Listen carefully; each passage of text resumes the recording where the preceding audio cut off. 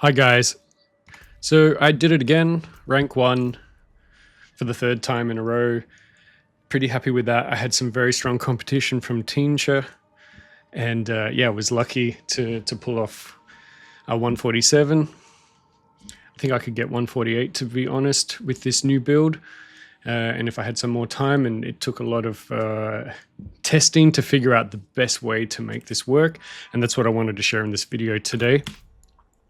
So I wanted to go through first what changes were made to the build to get me a few extra tiers. So I've included the overwhelming aspect. Now we all know that on the PTR, this is a crazy aspect and will probably be nerfed. It's a little bit more, moderate on the live, but it's still a strong one. And so I've included that. And then I guess the big change is that we now use metamorphosis. You've probably also seen, or maybe you've heard of, the Sin builds using metamorphosis to have, alongside Moloch's Beating Flame, to have 2 bars of empowered skills, giving extra 39% increased damage per empowered skill. And this was first brought to my attention about 2 weeks ago by Teensha, who did a great job of reverse engineering someone else's build on the leaderboard and trying to figure out how they were doing so good with what should have been kind of a weaker build. And he figured out, okay, this second skill bar is actually counting towards the Moloch's Beating Flame. And also I saw Macro's recent video where he talked about it's multiplicative and it's not additive, and that's correct, it is. And so the Sin builds have been doing really strong using this. And I was wondering, how can I incorporate this into Apocalypse somehow? Unfortunately, there is a way, although it's much trickier, it's harder to play, and the TDLR is that I wouldn't bother trying this for anything other than tower pushing. It's going to be weaker for everything all other content, bosses, for example. So with the Scepter of the Three, we can now equip all base skills, ultimate skills, which means we can have metamorphosis on the bar. Now, the thought process in some other theories is that you need the Sin Demon node to be able to benefit from the second bar that you get when you're in Metamorphosis to benefit from Moloch's, but you don't. You just need Metamorphosis, because when you go into Metamorphosis, you get all these Hellfire skills. Sometimes this doesn't work. These are all Hellfire skills that when you're in Metamorphosis mode, right? And then you can come out and you have your normal skill bar. So they would all count as long as they're volatile. And so we wouldn't stay in Metamorphosis and attack. We need to be outside of Metamorphosis so we can do Apocalypse. So I'm going to go through a little bit of a rundown, and I'll show you now how I approach the tower run, because this doesn't work just intuitively. If you try it, and I did try it when Teensha first brought it to my attention, and I didn't really see any damage increase. And then one time when I went back and tried it again, randomly I got a massive damage increase. And I spent a long time trying to figure out how can I make this consistent, and I think I've come up with the best way. And I also believe that this will, propel Teammate, who is the current highest Apocalypse build on the normal ladder, to 140. He has much better gear than me, like significantly better gear than me.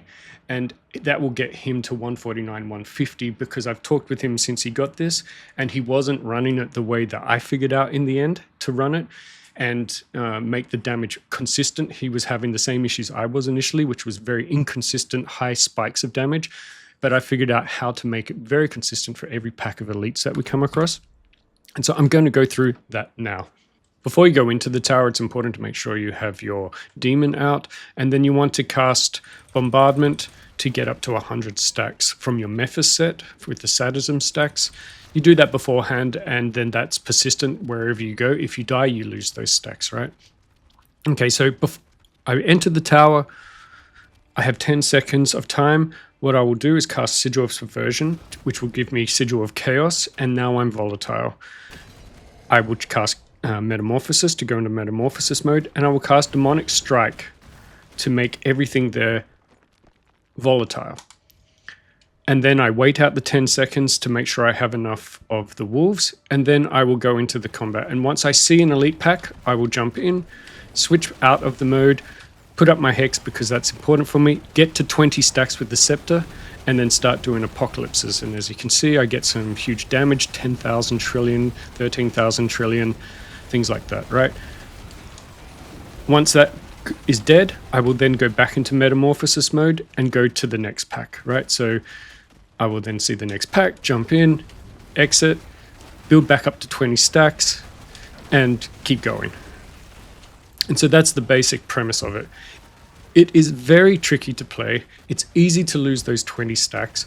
You have to make sure you're always in metamorphosis when you're outside of combat with elites. You can only attack elites with the overwhelming. If you attack an elite with any sort of attack, you lose 4 overpower stacks, which brings you down from 7 down to 3 or down to 0. And then you have to make sure you hex again. And of course, with the Sigil of Subversion, you don't always have that up. You'll only really have great uptime of it when you have power within. So it isn't that easy to play. And we basically don't just set and forget it. It's not a snapshot. We don't go into the tower with it set, with all these skills here volatile, and then that's it. We forget about them for the rest of the run. No, we have to manage them throughout the whole run. It is far more complex to play than just my normal K-POC 2.0 build, but the damage is significant.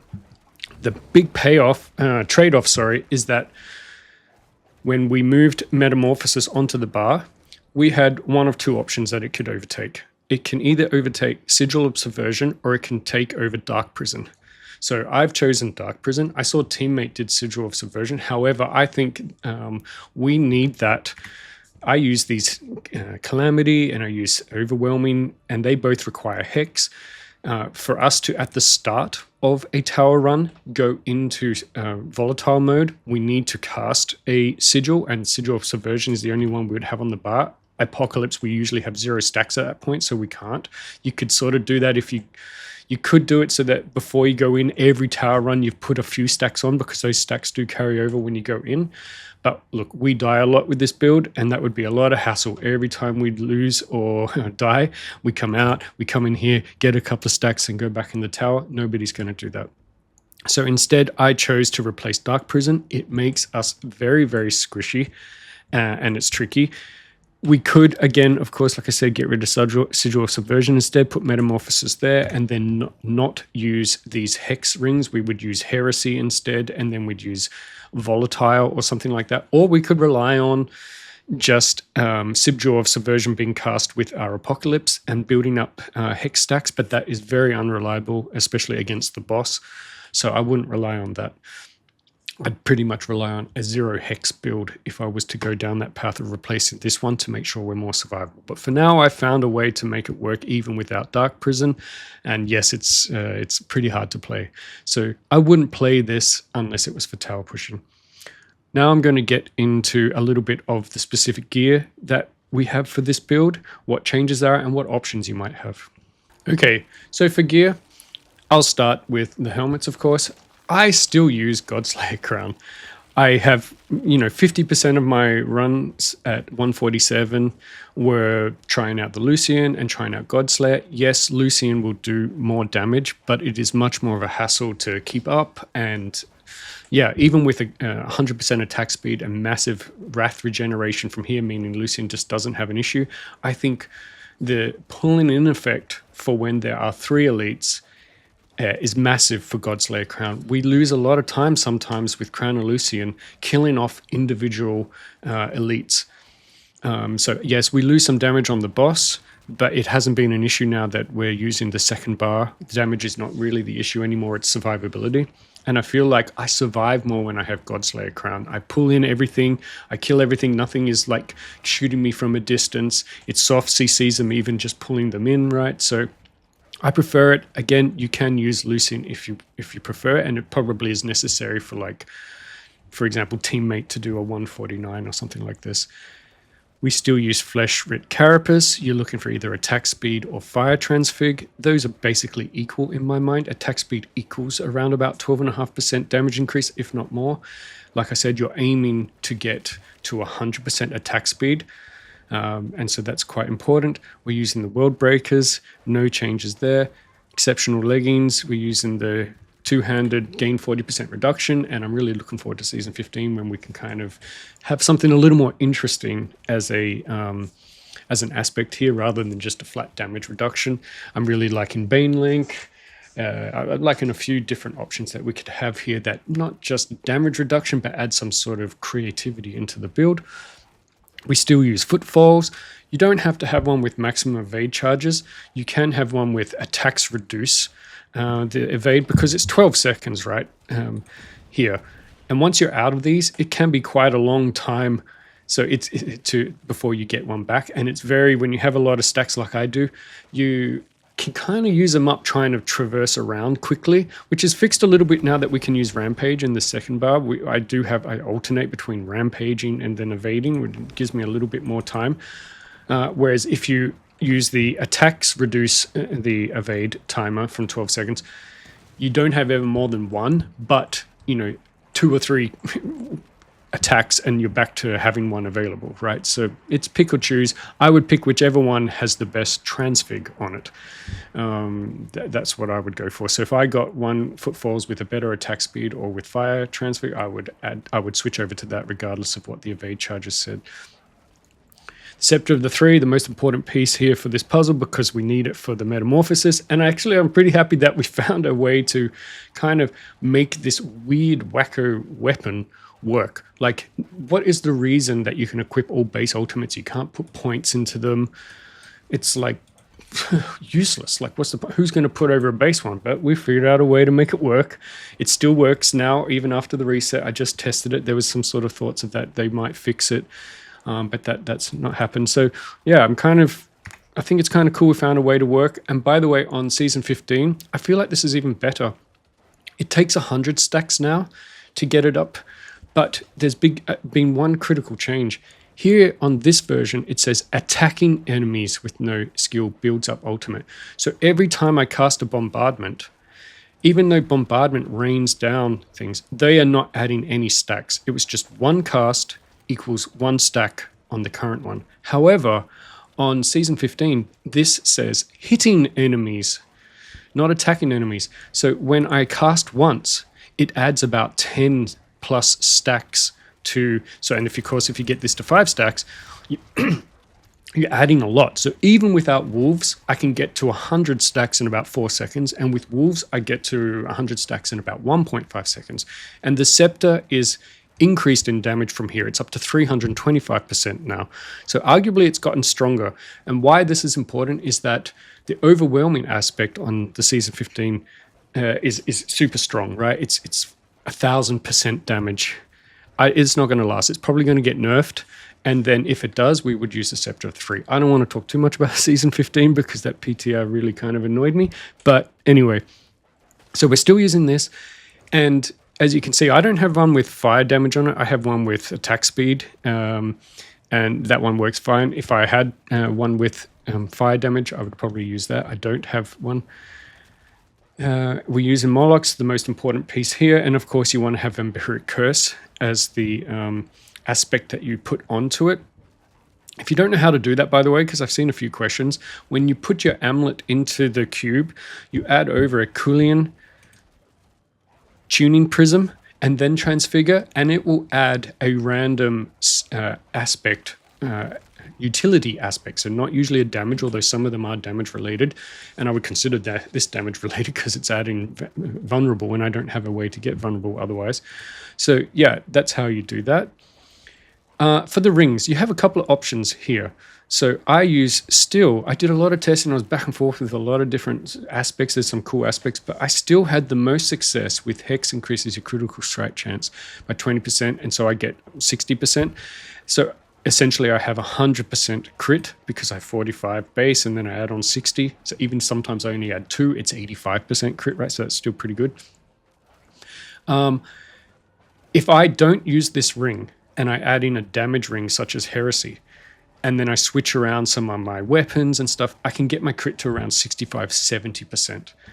But then, of course, I gain an 70% multiplier from the Heresy. However, I found I just had more consistent damage by having 100% crit. And I think that's because these multipliers, because Moloch's, as Macro said, each empowered skill is a separate 39% multiplier. So it's 1.4 times 1.4 times 1.4. It's not adding them together. So that the more you have, I have 11 in total once they're all volatile. I'm just doing massive amounts of damage there. And it's more important that that massive damage crits, all of it crits, compared to it's got one other multiplier on top, but 65% of it crits. That's just my opinion. But it is harder to maintain because without having the calamity, which means I have to have on each elite 3 stacks, so I have to stack it 3 times. If I don't use that, I just have to have 1 stack on them, and that's enough to trigger Overwhelming. That's enough to trigger Volatile from the Sigil of Chaos, for example. So you have options. Calamity is one. Overwhelming is another. Again, it's only elites, and that's why I say this is really just a tower push, because the way I play towers, I ignore everything except elite. So I just move from elite pack to elite pack to elite pack. If I kill any of the little guys along the way, fine. And sometimes right before the boss, if I just need a couple of small guys to get the boss rather than going to a new elite pack, I will just kill some little guys. But this is doing nothing against little guys. It's only doing it against elites and bosses. And it's quite a tricky one to play around compared to the Season 15, which doesn't have any downside. This has a downside. If you hit them without Hex, it consumes 4 stacks of Overpower. And if you don't have 4 stacks of Overpower, you're not doing anything, right? And we only have 7 right now. So if we hit even anybody with an Umbral Chains or anything, it drops down to 3. Suddenly I'm not getting 120% damage. I essentially have to wait for Command Valak to come up from Power Within to cast that, so then I can cast Sigil of Subversion to get Hex up quickly on them, right? So it's a tricky one to play around, but the payoff is much bigger damage. Otherwise, you could use Heresy, which has taken a bit of a nerf in this current build because it's 14%. Previously, I had 6 occult skills, including the Evade, which is the Footfalls, which is Nether Step, which is an occult. So I had 6 times 14, 84%, right? Now I only have 5 because I got rid of Dark Prison to have Metamorphosis. Metamorphosis is not an occult skill, so I only have 5. So Heresy is a 70% damage increase. So it's still good. It's still stronger than the average one, which is like 60%, such as this one. But yeah, it's not as strong as the K-POC 2.0 version. But it's an easier one to maintain than the 120% from Overwhelming, and it also affects the little guys, right? Last one is you could try Ignition. I didn't notice any difference. I thought maybe this would help keep up the volatile on the skills on my other bar, so the empowered skills on my other bar. It didn't seem to affect that in any way whatsoever from my testing. So it's basically a 60% chance, and maybe you keep volatile a little bit easier on your bombardment and your metamorphosis on your main bar, which can help because if one of those drops, it's a 40% multiplier you've lost, right? So if you can have any way to keep these up on these two, because they go when you cast them, so especially bombardment drops off, you lose 40%, but if you can keep it up 40% of the time, you gain some, so it's like, what, a 20-something% overall average increase. So it is worthwhile testing out. So those are your 4 options, I believe, for rings. You can try Calamity, Overwhelming, Heresy, or Ignition, and play around with what you prefer and how your playstyle is. For runes, nothing has changed there, although I do use the Cast on Ultimate now rather than Igni, which is it's basically set and forget. Every few seconds you get a barrier, so you can get out of combat. The thing is, it is every 2 or 3 seconds before you'll get one. So when I'm fighting elites now and I'm very squishy, I can't sometimes wait 2 or 3 seconds for a new one. Whereas when I'm with the Cast on Ultimate barrier, it's every second I refresh it because I'm spamming APOC. I don't wait for 100 stacks. I'm spamming APOC. Boom, boom, boom, boom, boom. And I'm getting barrier, barrier, barrier, barrier. So that keeps me alive. And then, of course, we have the Spirit Wolves. Very important. I do wish I could kind of get rid of them, but it's just not possible. I've tried so many ways to get rid of it so that I could put something else in here, maybe Dark Prison or crit chance increase. But we just need it for these 20 stacks. If I take the Wolves away, it takes 7 or 8 seconds to build up stacks. Season 15... there's an argument we could get rid of the wolves because it's much quicker now that we can just cast bombardment and umbral and be spamming those as we normally would, and we would get up to 100 stacks quicker than we would right now getting to 20 stacks without wolves. So that's something to consider. I use the willpower gems. Of course, I use the fire, and I use the standard lightning, fire, and physical. Sometimes I replace physical with poison after I've faced a few elite poison builds, elites. But generally I come back to this one because all the attacks from all the little guys are typically physical, and so that helps with reducing the damage as I'm going from elite pack to elite pack, which is where I need to survive and try not to use my potions because runs end when I run out of potions, basically. So I'm trying not to use those. Shards, nothing changed. Ritualist and Scorching Fragment. The skills, again, nothing changed except I took off Dark Prison fully and I use Metamorphosis. I can't put points into it, so I move it down. So really I just put the points from Dark Prison over into Nether Step. Otherwise everything's the same. You don't need to invest any points into these Archfiends. As you can see, they're still on here, but when I go into Metamorphosis, they're all Hellfire. And they all, you know, work this. They're all Hellfire, Hellfire. This one's even an ultimate. So this one actually, my Demonic Strike, when I'm at the start of a tower, building up the volatile stacks, the empowered skills, I'm getting a barrier because this is free to cast. It generates dominance, and I'm getting a barrier every 2 casts, basically, because it counts as an ultimate skill. It's a tag for ultimate, right? Looking at the Paragon board, I have added in Greater Hex again because it was quite important to get more damage reduction. Damage, as I said, is not the issue anymore. We can get a lot of damage.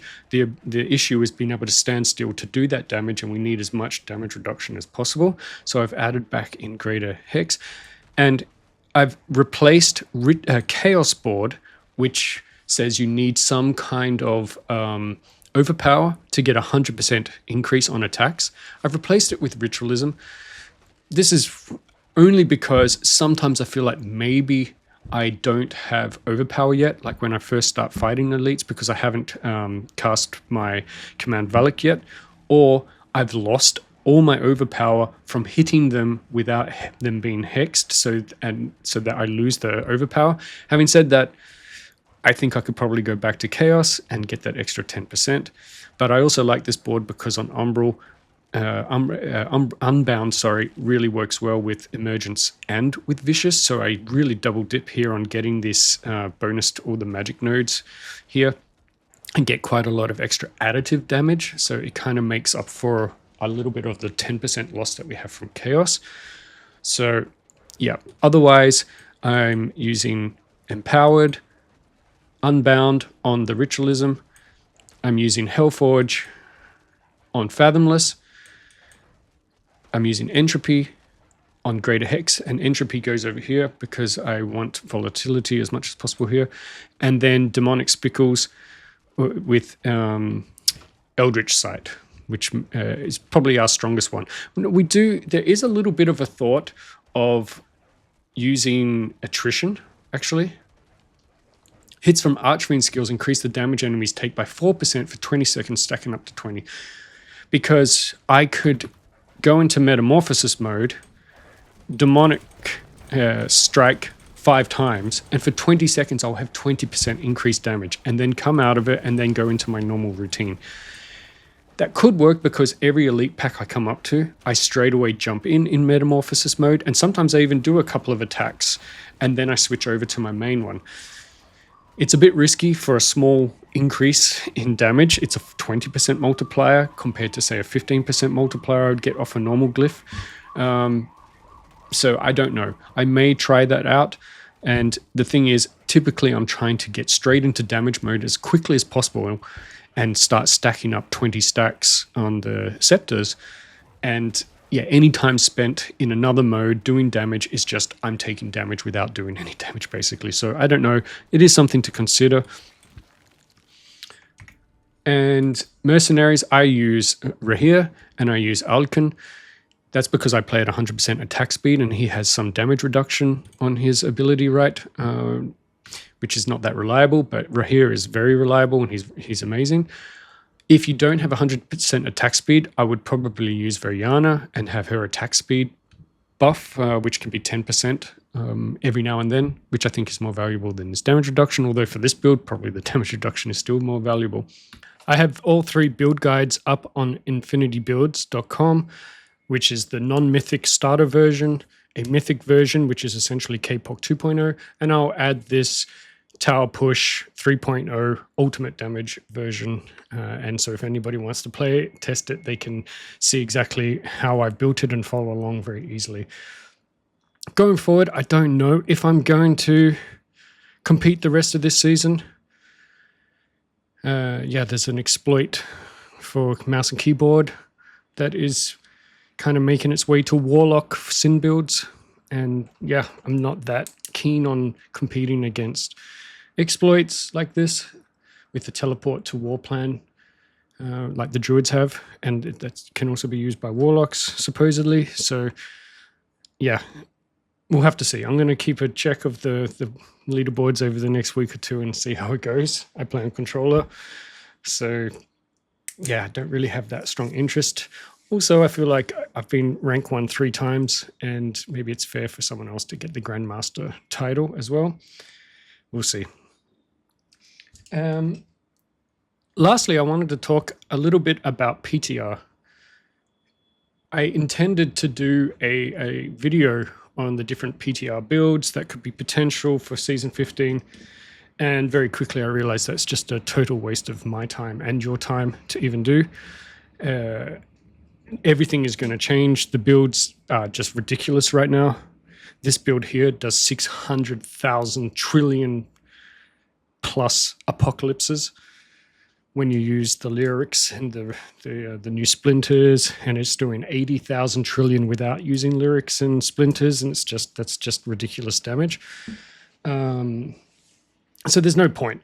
When it comes closer to when we have the new patch notes before launch, I will of course then be kind of thinking through what would be my top 2 builds that I want to sort of be starting towards for Season 15, and I will make a video and give my opinion on what I think are going to be the 2 strongest. I had a stronger thought that Apocalypse would be for Season 14, and that turned out to be right. So yeah, I look forward to seeing what the patch notes say. And of course, there'll be hidden things that they didn't put in the patch notes that we'll have to see once we start testing it. I'm sure they're not going to talk about Molochs being additive damage compared to multiplicative, but they may just make that change in the background. Who knows? And I will be doing more videos from now to then, not so much on Apocalypse. I was going to do a beginner's guide to Apocalypse, but I think I'm done with doing Apocalypse build guides for this season. So I have some other videos in mind, and I will be live streaming the Season 15 launch. I'll talk about that more as we get closer, but yeah, so tune in. I was very, very happy for my first ever live stream of just a couple of hours of the PTR that I even had 30-something people tuning in on my first ever live stream. I was super happy for that, and I really appreciate all the love and support I got there. And yeah, I look forward to doing it again for the Season 15 launch, and maybe even before Season 15, you know, running through some level 1 to 70. I will definitely be playing Warlock still, even though it seems like it's going to be the meta build. We'll see how that goes. Everybody's going to be coming over and seeing if I can get rank 1 again at the start of Season 15. Thanks, guys, for watching all the way to the end, for watching all my videos. I really have been overwhelmed with the support and encouragement I've received, and I really hope I helped a lot of you out with enjoying Apocalypse and you know, just achieving what you wanted to achieve in Diablo. So thank you very much.